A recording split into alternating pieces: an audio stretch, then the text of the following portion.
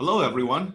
I'm here to introduce you to the new remote desktop feature of SCRP, right? So as you remember, currently, you can access SCRP either through the browser for Python and R, or for other applications, you can use SSH connection. Now, to further simplify and to give you the access procedures and to give you additional options, we are experimenting with remote desktop connection.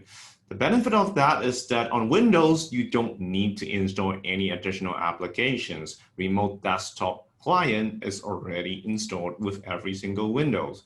Now, let's try that out. So let's go look for remote desktop. So just search remote desktop, and that's the first result that returns remote desktop connection. Click on it and enter the URL of one of the login nodes. Right, so scrp-econ.econ.chk.edu.hk, right? So now there are options that you could select. The one that you primarily want to work on is the display configuration. Depending on the resolution of your screen, you might not want full screen, right? So if you have a really large screen, you might just want to use part of your screen. And for example, I might just want to limit myself to, let's say, 1280 times 1024, right? So, but that's optional. It's up to you. So let's just do it that way, right? And then click connect. Now you see that on this is the first downside of using the remote desktop connection is that it's using the native resolution of my screen, right? It doesn't actually use the DPI scaling of more recent applications. So if you have a laptop like I do with really high resolution screen, then the remote desktop might appear quite small, right? If you're using a desktop, you should be fine. If you're using desktop, you should be fine.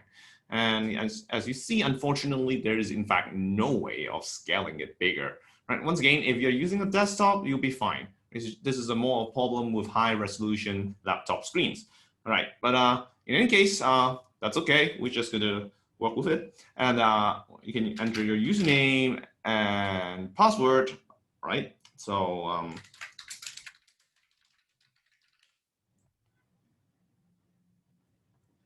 wrong password. Now, if you see this login failed for display 0, that means wrong password. Try again.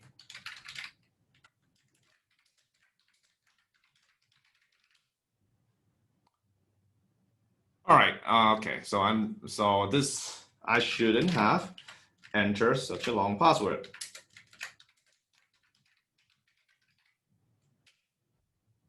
Right. Third time, Mr. Charm. All right. So there you go. Now you're logged into a remote desktop. This is a Linux desktop running on the server, right? So primarily this is for applications with graphical user interface, right?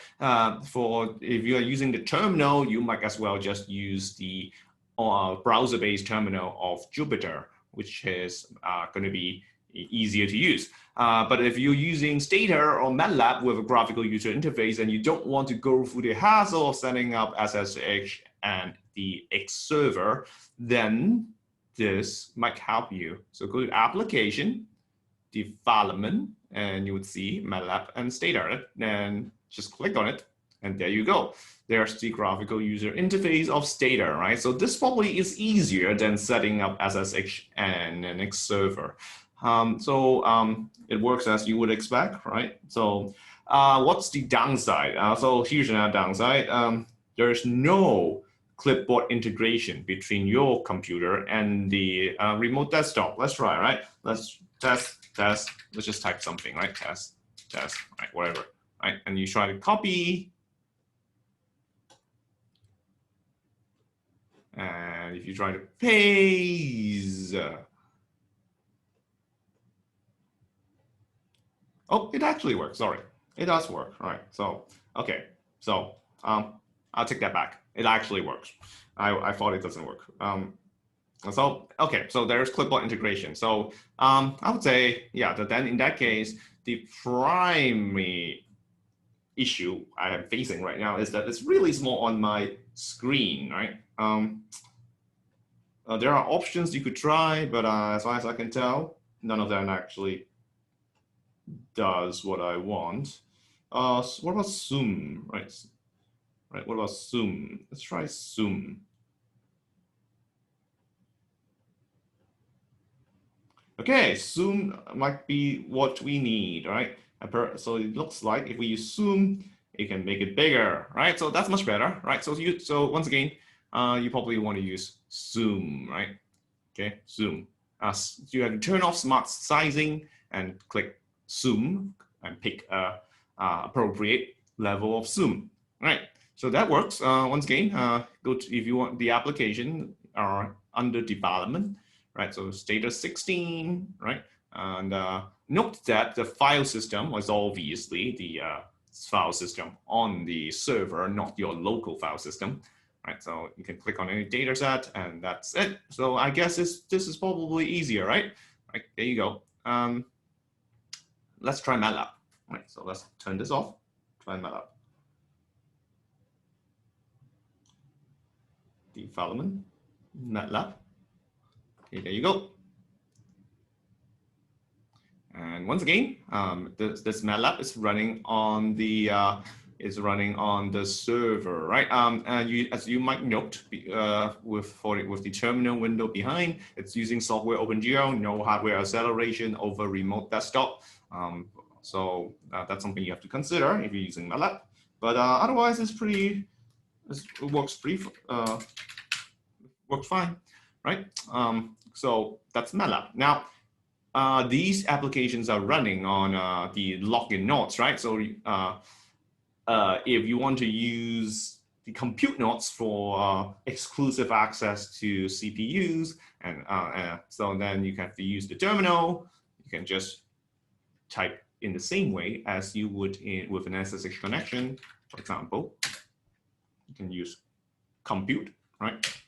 And then xdata mp. Right, this would launch an instance of Stata MP with 2 CPU cores, 4 gigabytes of RAM for 6 hours on a compute node, right? But it's all running in the background, right? So it is indeed running on a compute node, but from the end user's perspective, it's still the same remote desktop for you, right? So you can do the same for Matlab. Let's try that. Right, so now yes, you can for Stata, if you remember from the instructions online, that Stata you have to type compute, enter, followed by xdata mp. Now for Matlab, you can actually do it in one step. Compute Matlab. So Matlab takes a bit of time to load.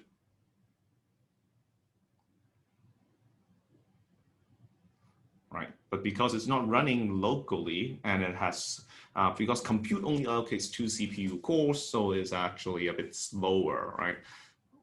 So I would actually say if you're running Matlab, you probably want more than 2 CPU cores, right? So, okay, so it does open, right? It does open. And similarly, if you need GPU, right? If you need GPU, you can just type GPU, right? And in this case, we're not running an application. Let's just type GPU, right? This once again will allocate a GPU to you, and you can check whether the GPU is working with NVIDIA SMI, and you see you're allocate 1 GPU, right? So everything works as expected.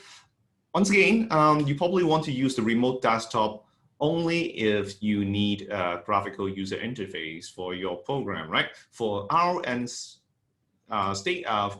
Python, it's probably easier to use the browser-based access, which is much more flexible and scales better, right? So, and with when you can easily upload files to the server through the browser interface, right? So there you go. Right, so try it out and see if it works for you. That's it. And remember, once you're done, remember that once you're done, you want to log out, right? Log out. Now you can decide whether to save this session for future login. So this means that the next time you log in, it will be the same applications if you leave them open. However, idle sessions will be terminated after a day, right? Otherwise, it will be holding up the memory, right? So it's up to you whether you want to do that. There you go. All right, let's log out. Right. Now, for some reason, at this moment, you have to click it twice. I'm still investigating why that's the case, but I will try to fix it. Okay, but you can log out twice, and that will work. Okay, so that's it. Once again, just try it out and hope it works for you.